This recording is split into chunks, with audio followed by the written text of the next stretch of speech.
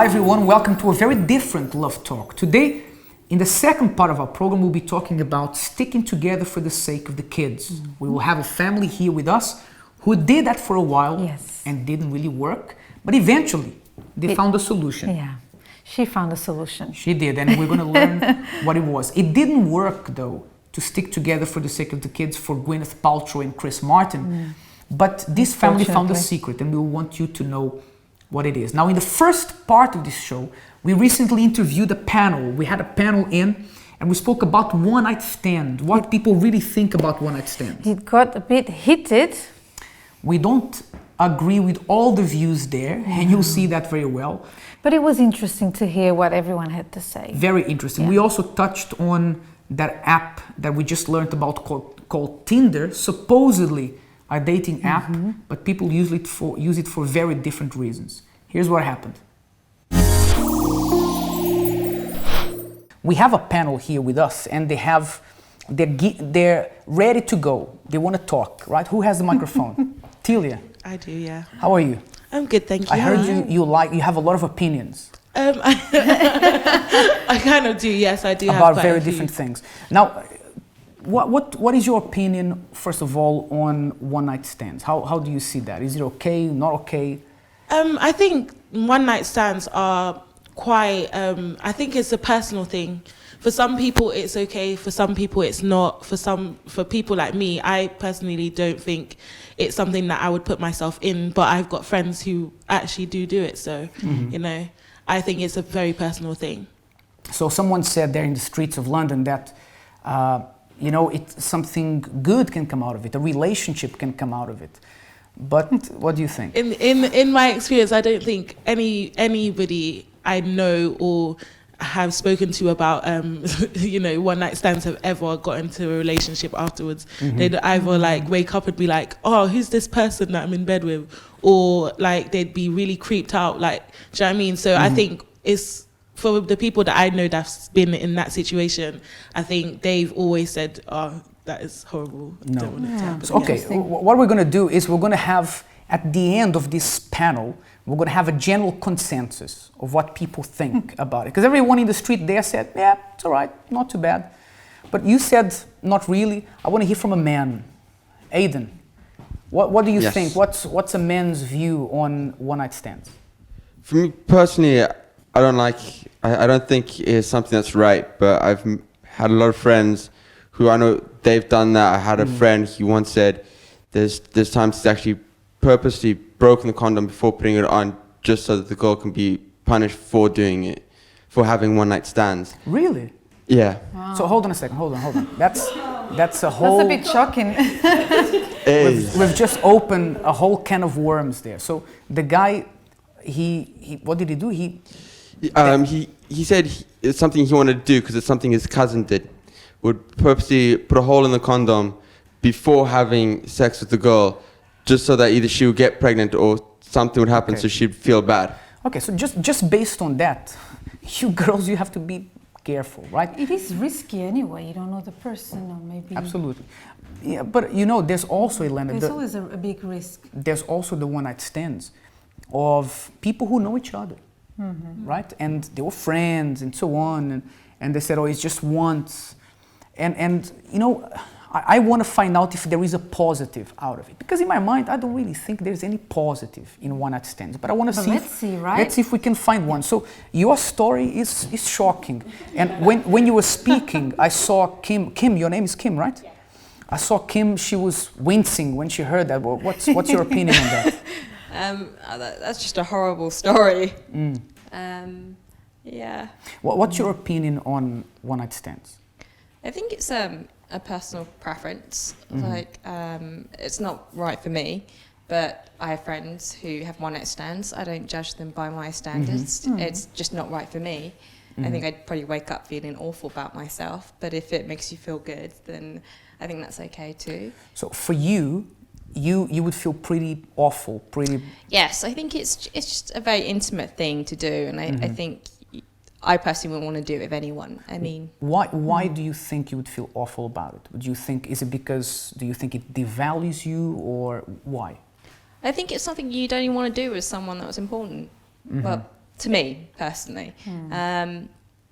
So I couldn't imagine picking up someone from a club because I don't know. I mean, even like looking in the mirror, looking at myself naked, I don't feel comfortable with. So I wouldn't want to do that with any old person. And we were saying earlier about no strings attached, right? Yes. Do you think, is there such a thing as no strings attached? Yes, I do. Really? Yes, I think we're like other animals. I think we're very primitive in nature, but we think we're more intelligent than other animals. I think ultimately we are here to reproduce, and the act of sex is to reproduce. And I think it's perfectly natural to want to have sex. Absolutely. Absolutely. But we're going to get to that, to my opinion about that in just a second. You know something about the no strings attached? I was researching on this topic a lot, because I also have my views, but I was thinking about it, and then, you know, you can't really judge people who like to do that or who have these... Absolutely. You know, and I was, you know, to do with the no strings attached, it's like most of the things that I read is how to, you know, when you wake up in the morning next to the person you don't know most of the time, what to do, how to tell the person, okay, then so nice I'll meeting see you tomorrow. Nice to meet you. I don't want to see you ever again. Please pretend you don't know me, kind of thing. So how do you get rid of the person? That was the main question on the internet and on places I researched. So Okay. I would like to know about that as well. But How Kim, do I you- want to ask you something. We don't have a lot of time before the break, just based on what you said. Okay. Sex is to reproduce, and we are very primitive. But don't you think that we human beings are emotional more than... I do think we are emotional. Right. So do you think that somehow there's always something, even if it's supposed to be no strings attached, there will always be something there that will linger? Did I do the right thing? Or I like this person, don't like this person? No, I don't. Really? I really don't. I think it's almost like, not that I'm justifying all one-night stands, but I think it is natural for an attractive person to want to reproduce with another attractive person, or maybe an unattractive person wants to reproduce with an attractive person. But I think that's our kind of our genes. I think it's our biology telling us we want to have sex. And even though maybe consciously we think it's an attraction, maybe I think it's a biology thing. I think like an instinct. yeah, it's an instinct. I think it's an instinct. I think. All right. I want to, in the second half of the program, after the break, I want to talk about Tinder, because I had no idea up until about a week ago when our producer spoke to us about Tinder. I didn't even know what it was. I thought it was a drink. I thought it was a drink. I had no idea what Tinder was. We are so outdated, aren't we? But we're going to find out. But before the break, I have Kimberly here with me. Kimberly, what about responsibility? Because, you know, Kim was saying, you know, we shouldn't judge, and indeed we shouldn't, and it's normal for people to want to do that. But is there a certain sense of responsibility when you do that? You have to be responsible. Is it safe? Is it not safe? What do you think? You definitely need to be responsible. Just to add on to what she said, no strings attached, I disagree.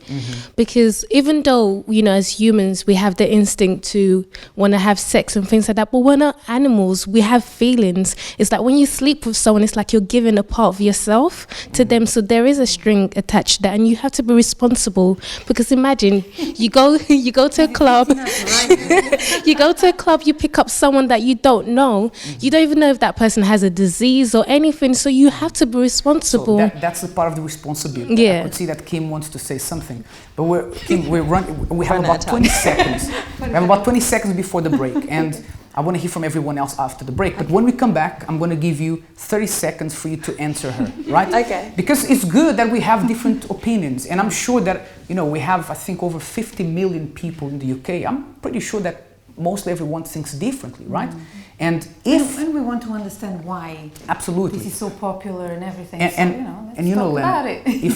if our camera guys were talking about this for almost an hour, I'm sure they weren't all saying for 1 hour, yes, I agree, or yes, I disagree. I'm sure that one of them agreed. I wish they were sitting down. Probably the guy. I'm gonna ask the guy. Maybe the guy said yes, I agree. The girl said I don't agree. I don't know. Maybe I'm being sexist. But that's another thing we're going to talk in the second half about double standards. Because when a guy sleeps around with many girls, he's considered as the guy. When the girl sleeps around, usually she's seen as, you know, cheap or this or that. Double standard, which is wrong. something is either good or it's not good. You need to make a decision whether you're man or woman. We're going to go into a break. We'll be right back.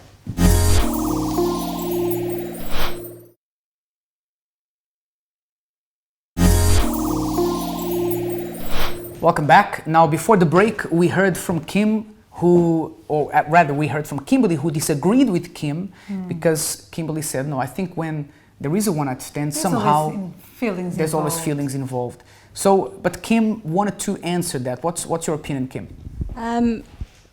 At first, I wanted to reiterate that I do believe in having responsible sex. And my personal opinion is I wouldn't have a one-night stand, but I don't judge other people for doing it. And the no feelings thing, I think I would say plenty of my male friends have said that they've had sex and had no feelings afterwards. It might be less common with women. Maybe women feel more attached afterwards.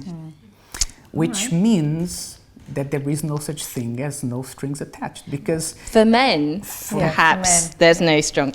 But for women, usually I would say that if there's between two people, one of them most times will have some kind of feelings. Yeah, it depends. Sometimes the woman, more often the woman. It depends as well, no, James? It depends if you are like flirting with that guy you've seen around and you're like, oh, I quite like him, and then you just... Yeah. Or you are a bit drunk, you don't know the person, then there's no strings attached at all. I think often when you're drunk... you wake up in the morning, what am I doing here? Kind of thing. All right, let's hear from another guy. We have Jonathan, right? Jonathan, what's your opinion on one-night stands? I don't really agree with them. Okay. Why? There has to be a why. Because sometimes it might be like a bad experience and you might regret it afterwards. Are you talking of personal experience, or you know of someone that happened to? Me, I'm just more like a person who is into like just having like normal relationships. Okay. That's not really my kind of lifestyle and background. Okay. All right. Okay, so that's two men who said they don't agree. Usually it's the man who tends to agree, right? But, all right, let's hear from Disha. Is it Disha? Disha, I remembered your name. That's good. Hi. Disha, what about you? What's your opinion?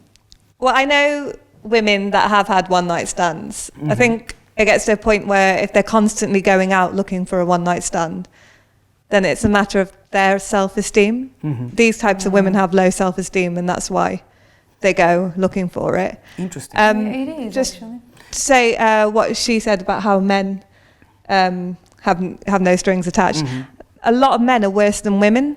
They're so needy. Like, I think I find a lot of men are needy. Like, I've known men, they are like the worst. I know some women who've just been like, oh yeah, it doesn't matter. But I've known men who are like chasing them, not getting no for an answer. And it may be that they're determined. Right? But if a woman's not interested, they should just give up. And I think it's, a double standards. If a woman chases a man, she's called a bunny boiler. I don't agree with, I think if a man's had loads of one-night stands and he's known to be the man, the studs for doing it, I don't agree with that. If I knew a man had a lot of one-night stands, I wouldn't even look at him. I would just think he was cheap and not someone that you'd want to be with. Okay, that's very interesting. So you would think that of a man? Yeah, definitely. Okay. I don't think it's anything to brag about when you see. Do you think if I look at you and I say, well, I think you're wrong in saying that you think a man that has had a lot of one-night stands, he's cheap. And I think you're wrong in saying that. But I don't think you're wrong in saying that. But if I did, right? Because a lot of people say that about women. Yeah, I know. It's a double, right? But it's not so women as well. It can't be different for men and women. No, it's not. They're equal. They're both, men and women are the same. There's no difference between women going out and sleeping with, maybe 50 guys a week, or a man sleeping with 50 women a week. They're both as bad as each other. But it has to do with self-esteem. And are you saying that because you are judgmental? No. Or you're saying that because you just don't agree with that practice? Well, I mean, if they want to do it, that's fine with them. Personally, I don't agree with it. Okay. But you've got to question why they're doing it. Are they, why? And a lot why of these, is this happening, isn't yeah, it? why they're constantly repeating the pattern. And there's a lot of problems in universities where, these sexual diseases are being spread around because they're going out getting drunk and maybe sleeping. they are doing what I forgot your name. Sorry, Aidan. The story. I think Aidan's friend needs to be arrested. But you know, during the break, one of our camera people here, he said, "No, I think it's okay because you're promoting yourself, your chances of being happy." Right, but do you see that as a promotion? Maybe some people think, look, it's like taking shots in the dark, right? The more people you sleep with, perhaps the more chances you have of finding the one you like. What do you think about that? I don't think that. I personally think if you've slept with hundreds of guys, hundreds of women, how can someone take you seriously? You know, how are you going to be someone that will settle down with one person if you've gone around and slept? But what if one day, if you meet the man of your dreams? What if one day that person wakes up and says, you know what, I need to think of relationships differently. I need to maybe pace myself and get to know the person first, and then people change, right? Yeah, they change, but would you, I don't know, with me, if a man, that's what I'm trying to, if I knew a man had slept with, let's say 200 women, I was like, I'm ready to settle down now. I don't know if I could settle down with that man, just knowing he's been with that many women. Yeah. Okay. But you know, if they want to change, that's fair enough. We have to move on the subject because I want to talk about, we have another 5 minutes, I want to talk about Tinder, right? Up until a week, 2 weeks ago, if someone said, have you heard of Tinder? I thought it was a beverage of some sort. I have no idea what Tinder was. But then someone said, no, Tinder is this dating app. Yeah. But then I found out it's not really a dating app. You had your hand up, Tilly. What's Tinder? I don't want to promote it, but what do people really use it for? It's an app to literally just to find sex. To find people to sleep with. Yeah, literally. So you just you sign up for the app and then you don't need to explain how it works. Oh, sorry. It's okay. we don't want people to finish watching this program and say, oh, well, let me go and have a look at it. Yeah, basically it's an app to find people around you to have sex. You know, when let's go back, 20 years, 30 years before the internet, and we still met people the conventional way of seeing the person, liking the person, getting to know them. Do you think we are perhaps too detached with reality? We have so many virtual friends that we don't have enough real ones. I completely agree. I completely agree with that because now everybody's so detached from the real world. We can speak on Facebook, we can speak on text message, or, people don't even call anymore. Even for your minutes, you don't even have that much minutes to speak on the phone to people. There's always the internet, this app or that app or Facebook or this or that. And it's just for me personally, I'm the type of person, I love going out to have a coffee with a friend or going to dinner or something like that. So it's to find time for everybody else to come to have a dinner, it's just that is hard in itself. And everybody wants to talk through social network. I think that is horrible. I like meeting people the conventional way. Yeah. But the thing is, I don't believe that people do what, sleep around and stuff because they want to get to know people. From what I was researching, it's about having fun and trying things, different things. And I was even reading about that app. And 38% of men who use that app say that they are more than happy to have more than 2 partners at one time, at the same time. There was 32%, 5, and 24 or 21 more than 10. 10 girlfriends at the same time. So I don't think they are really looking to get to know anyone. And let's be honest, we are in the age of technology, and these are things that are part of life. But the thing is that relationships, historically, they were always built personally, right? And then it developed into something else.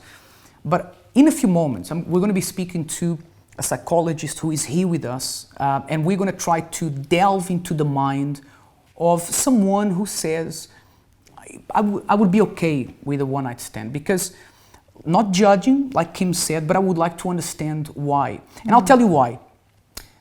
One-night stands don't only happen for people who are single. Let me tell you my story in 1 minute. My dad was married to my mom for about, I think, 11 years, something like that. And then one day he said, I will have a one-night stand. And it will be a one-night stand. And that's it. And after that, no strings attached, no problem. And I tell you, it was the biggest mistake of his life, because that went on to, you know, of course, adultery in the marriage, and it became a big mess. He left home. And I tell you, it affected myself, my family. It was... And she blackmailed him. She blackmailed him. It was, you know, we could write a movie about it. Perhaps one day we'll have a movie about it. It was a sad ending. Sad ending. But that comes to show that perhaps statistically, if we are to put a percentage on it, usually the endings will be perhaps more bad than good. And I'm sure there'll be many people who say, listen, I've never had a problem with it. But I think it's just a trend at the moment. I'm sure there will be other things coming up. It could be. But from what our friend Aidan there said that his friend did with purposely puncturing the condom, that tells you what can happen. Not what happens every time, but what can happen. Now you see that things got a little bit heated there. We didn't really agree with everything, and it's, for me, Elena, it's strange to understand why someone would be okay with that, even though we don't judge anyone for doing that. But usually I would think that people are looking for something more long-term and serious. Yes, and although everyone seems to be doing it, it would be, I mean, I don't understand why people haven't seen that it doesn't work. But anyway, there's many reasons why people get into that. That's fine, I'm not going into that. Now, the interesting thing is when you said everyone seems to be doing it, is that everyone seems to have a friend who is doing it. But not everyone is doing it. And that's very strange, right? Yeah. Now, after the break, you're going to meet the family who stuck together for the sake of the kids, didn't solve the problem, but they found the solution. It's going to be an amazing story.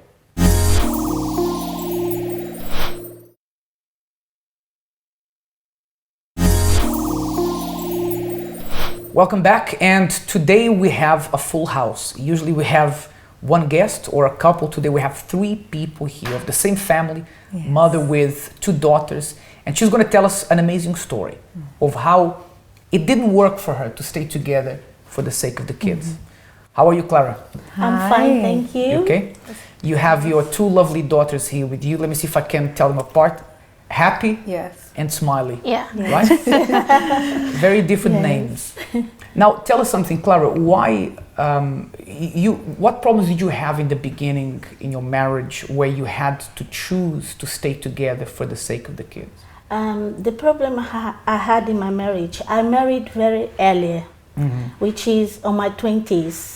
So for me, it was like, okay, let's marry.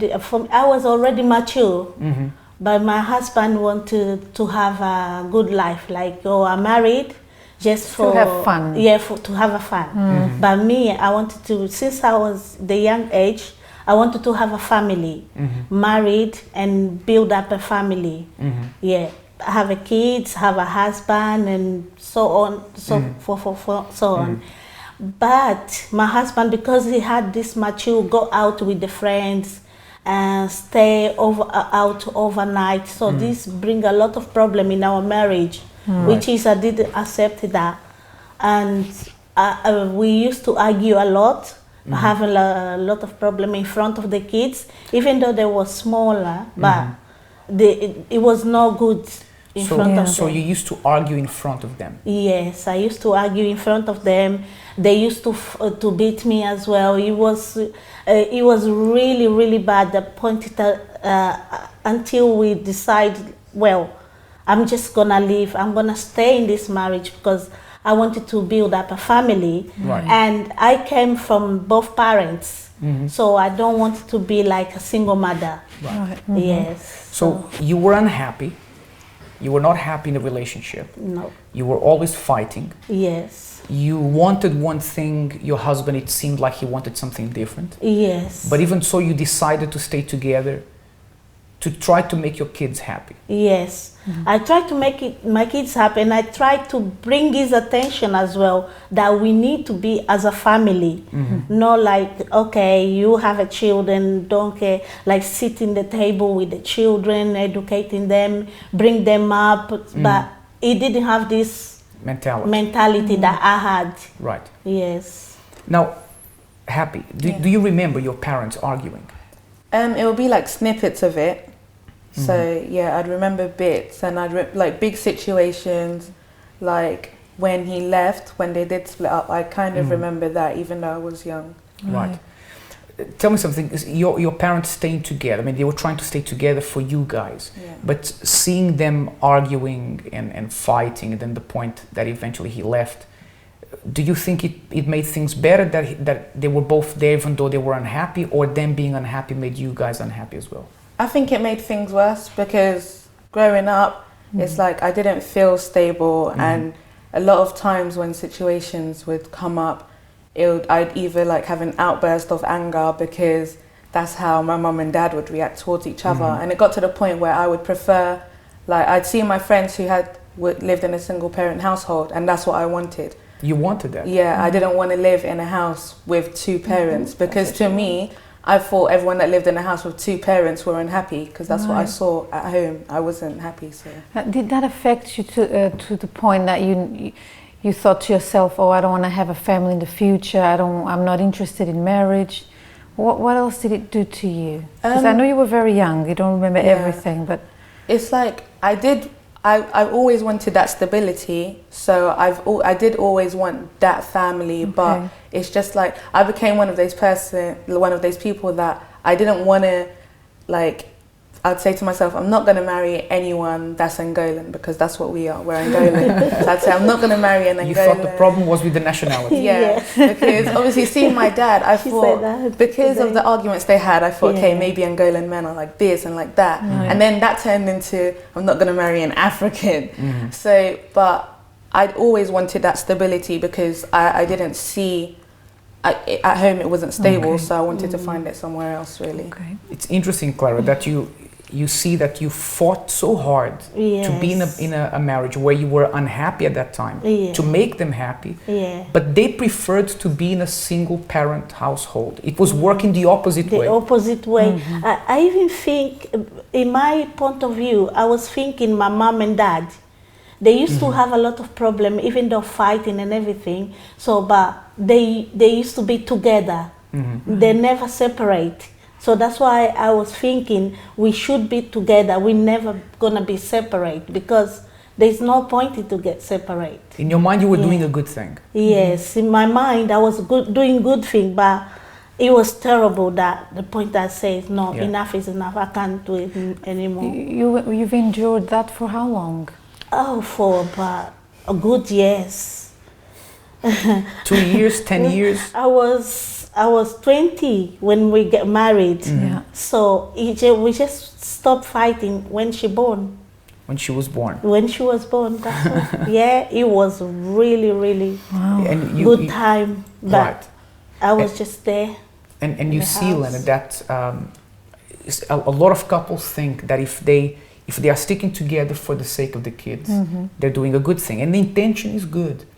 But, you know, I think couples sometimes forget that the only thing that kids need is that, of course, parents need to provide and so on.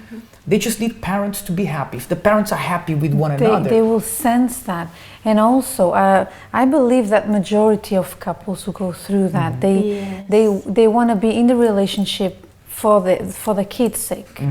But I do also believe that some of them, they want to be in that relationship not because of the kids, but because of how they will look. You know, their image in society, or where, you know, where they live, the kind of culture they come from. And this is a problem.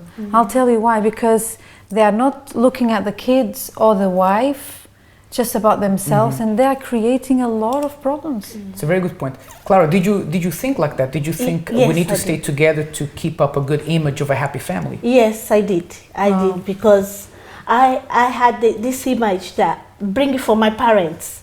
So my parents stayed together until death. That's what they used to say. So like no matter what, no matter what. And when I grow up as well, I was thinking like, okay, when I grow up, I want to have a family like my mom and dad, because we come into a good home. So he raised us with the mom and dad. So I wanted the husband to raise the children together, and then to be happy. Am I right in thinking you have a lot of brothers and sisters? I have. How many? I have 8 sisters and 5 brothers. Wow. We are 13 all together. Football team. Yes. You have a football team and still a few in reserve, right? On the bench. My dad have 20 children all 20 together. children, 20 all together. There was no TV at that time, Yes, right? but he never left the home. He used to be at home. There's sometimes he make chilled out. All of them bring into my mom's house. So he had one wife, but bring all the children there and raise them up all together with my mom. Right. Okay. So I was thinking this way, my mom and dad, I always see them together. So my marriage needs to be like them. I used to look at her marriage. Although if your dad went and had kids outside, he wasn't the perfect husband all the time. No, he wasn't. He wasn't the perfect husband, but he was a good dad. He was a good dad, okay. A good provider. He provided, educate us and everything, Now, we're going to go to a break in a moment. After the break, we're going to hear from Smiley, because she's sitting there, she hasn't said anything. She's just smiling. She's just smiling. Happy is happy and smiley is smiling. But, you know, we're talking about this because recently there has been the breakup of the celebrity couple, Chris Martin from the band Coldplay. And it was quite shocking, actually. Yes, and Gwyneth Paltrow. And they said for 2 years they were unhappy together, but they tried to make things work for the kids. And it didn't work. I mean, the fact that they're breaking up, it shows that staying together for the kids doesn't work. Now, we don't know why they decided to break up, if it was because they realized that it's been a negative impact in their kids, or if it's because of career or anything else. Absolutely. But unfortunately, they are separating. So now, after the break, we're going to find out how Clara managed to save her marriage. Her husband is not here today because he couldn't be here, but they are now happy together. And she'll tell us what she did. What was the secret to finding happiness within a marriage and that happiness being transferred to her children? And Smiley will be telling us about her experience in living now in a happy home. Don't go anywhere, we'll be right back.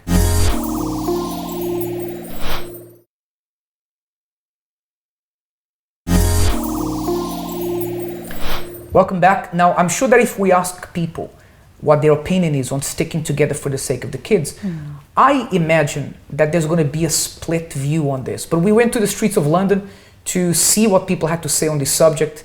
Here's what they had to say. Do you think couples should stay together even though they don't get along, but they stay together just for their children? It depends on the situation. If it is so bad, it's better if they leave and one of them lives with the children. Yeah, I think that if you love your children, and you think it's the best for them, like if there's like no arguing, then I think it's fair for you to stay with your partner. Yeah, I would stay together I'd stay together for my children because I think that their life's more important than ours and they need to grow up having a healthy relationship with their parents. Do you think couples who don't get on should stay together just for their children? No, I don't think they should, because that doesn't create a stable environment for the children, because they'll be arguing, bickering, and that's not good to bring the children up in that kind of environment. So. Disagree, yes. I was in a relationship and never worked out. For 9 years, 2 kids, and leaving, I'm a far bit better father now. So do you think that, for example, if you guys broke up now, but do you think that it would be better if you guys stood together and like kind of had fights and see how it affected their children? And yes, it affected the children and growing up. My daughter still remembers it, and now personally I am a better father and things get along a lot better. You think it's better that you guys are more partner now? Definitely. So say if when they got older, they had a divorce after a couple of years being together, and then do you think their children have like a higher rate of being divorced as well when they're adults?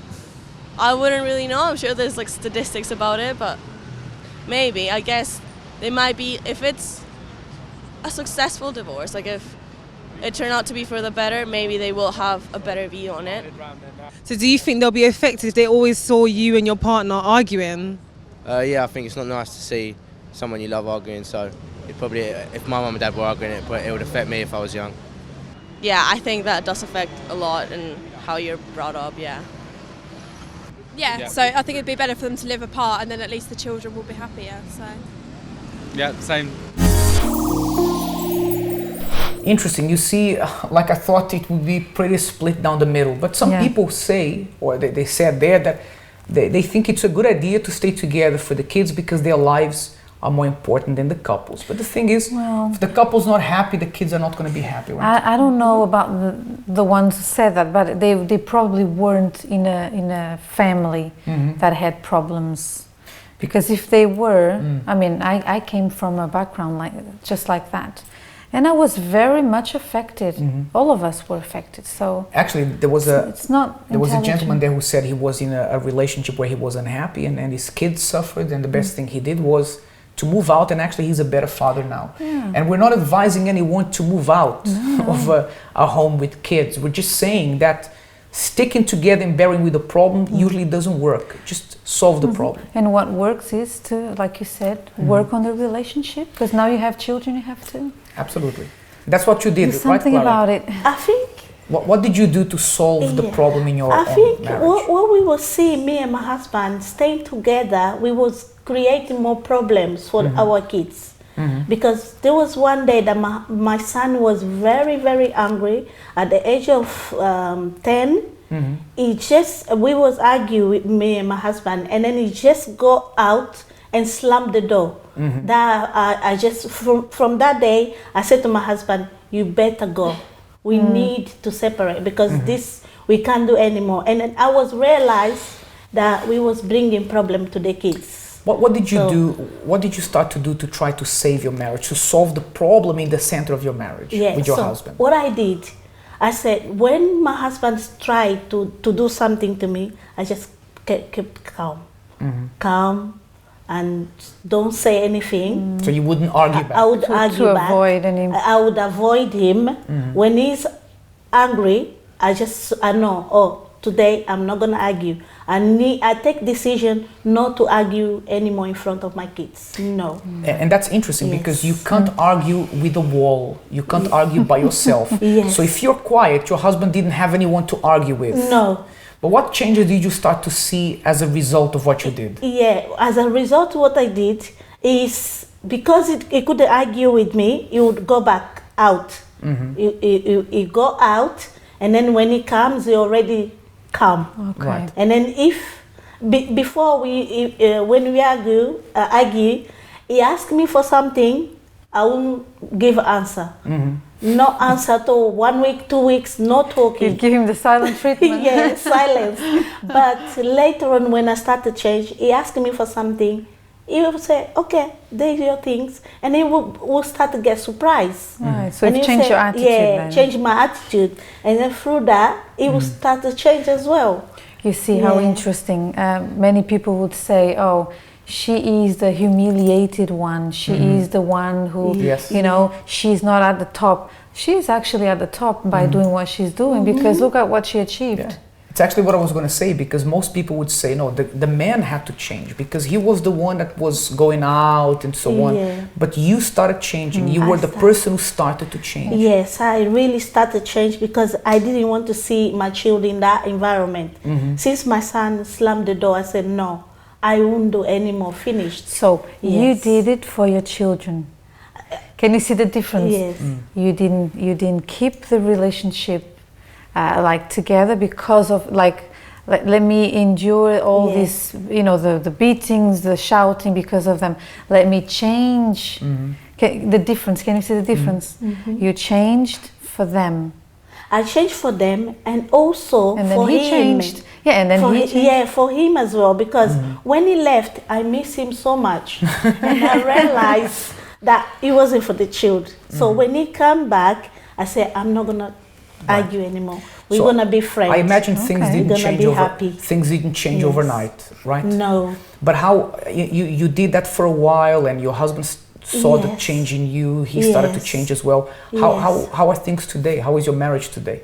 Oh, my marriage today is a blessing because we talk, we laugh. When he's angry, it's fun enough that I start laughing. I don't know why, for some reason. And then he started laughing as well. Even the kid says, oh, They are laughing, so they are not fighting or anything. But we don't have no argue, nothing now. Is your marriage now better than it ever was before? Yes, a lot better, much better. Yes, we even renew our vow. Yes, because I was there as well.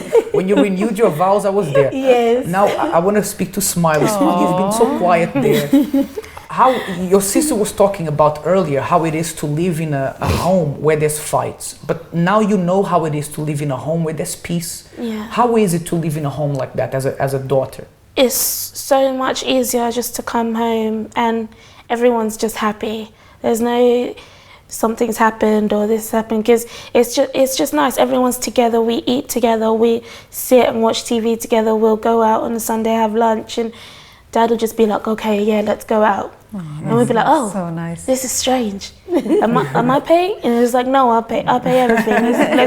Let's just do something. So it's just nice that it's something genuinely that he's just thought of, and he wants to bring joy and happiness to everyone. We'll come home and he's like, oh, how's work, how's school, what are you doing? Like a real interest. And I think it sort of betters everyone. You sort of wake up knowing, actually, I've really got family. It's one unit and we're all one. So it's amazing, because what you did is you solved the real problem. I did. The problem was not how your kids were feeling. Your kids were feeling bad because of what was happening inside the marriage. Yes, it's true. Or happy. You were saying that you didn't want to marry an Angolan man because of your dad. Have your views changed, or they're the same still? Well, I don't think that problems is just because of one race anymore. I don't have specifics, but I know it's not just because he was Angolan. Now you want the right person. Yes. Regardless of nationality. Yes. Okay. It's good. Guys, thank you so much for being here. Yes, thank you for sharing. A beautiful family. And it was a pleasure to be with you when you renewed your vows. Thank you. It was very nice being there. Yes. Now we're running out of time. Lennon, yes. we learned something, not that we learned, but we went over something we agree on, which is staying together for the sake of the kids doesn't work. You either solve the inner problem and you solve all the other problems around as a consequence, or then you need to make a very hard decision. Which is to change. Right. Because we are not in favor of separation. Right. We always advise you to fight for your relationship. And indeed, I think the best thing is one of you will have to change. Yeah. Okay? You might not like what you are hearing now, but this is the truth. Change brings results. If I want something, I need to do something about it. And this applies to everything in life, especially to family. That's right. That's what I want to say. And when Elena said here that we are not in favor of separation, it's true. What we mean is that we believe in using all weapons at your disposal to solve the problem you have. Okay? We can't take an easy way out and split up because it's the easiest thing to do. Or stick together. You know why people usually try to stick together for the kids? Because they don't want to deal with the problem. They say, okay, let's just forget we have these problems. Let's brush it under the carpet and let's stay together for the kids. That doesn't work. What you need to do if you want to find happiness and make your kids happy, because let me tell you, your kids, the only thing they need to be happy is that you guys are happy. If mom and dad are happy, the kids will be happy. So don't brush the problem under the carpet. Don't say let's stay together for the kids and forget that we're not happy. Deal with the problem. No matter how hard it is, no matter how difficult it is for you to be the first one that needs to start changing. People will say Clara should not have started a change. It should have been her husband. He was the one who would go out. He's the one who did this, who did that. But the thing is, she was the bigger person. She made that important decision, and today she's reaping the benefits of what she did, and I'm sure she doesn't regret it. Okay? Remember, sticking together for the kids doesn't really work. Solve the problem, and then the rest of your family will be happy. Okay? It's been a pleasure to be with you. Until next time, have a wonderful afternoon.